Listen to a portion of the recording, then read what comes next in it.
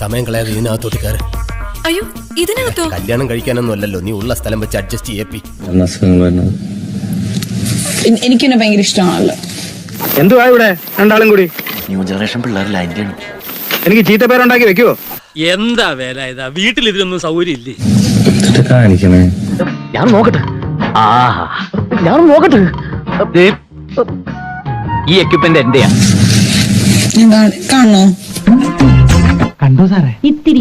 ദൈവമേ, ഇതൊക്കെ പരസ്യമായിട്ടും കാണിച്ചു തുടങ്ങി. കാണണോ? കാണും. ഏയ്, ഇവിടെ ആര് വരാനാ? ഇവരാണ് കൊള്ളാമല്ലോ.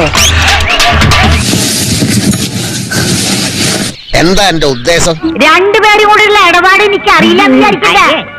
പള്ളേരാവുമ്പളേ നീ വിവരം അറിഞ്ഞോടി. അങ്ങനെ ചെയ്യരുത്. കാണണമെന്ന് ചോദിച്ചിട്ട് പിന്നെ ഇവനാള് കൊള്ളാട്ടാ. ഇതുവരെ കഴിഞ്ഞില്ലേ? അത് തുടങ്ങാൻ നമ്മൾ സമ്മതിച്ചിട്ട് വേണ്ടേ?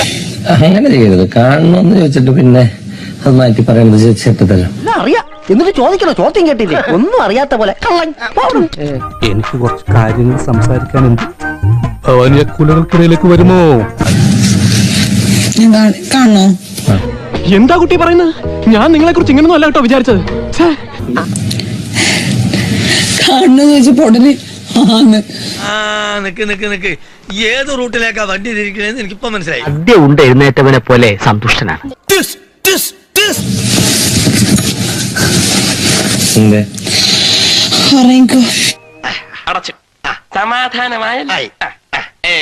സത്യം പറയട്ടെ, ഇത്തരം കുട്ടികളുടെ മനസ്സ് വളരെ ശുദ്ധമായി.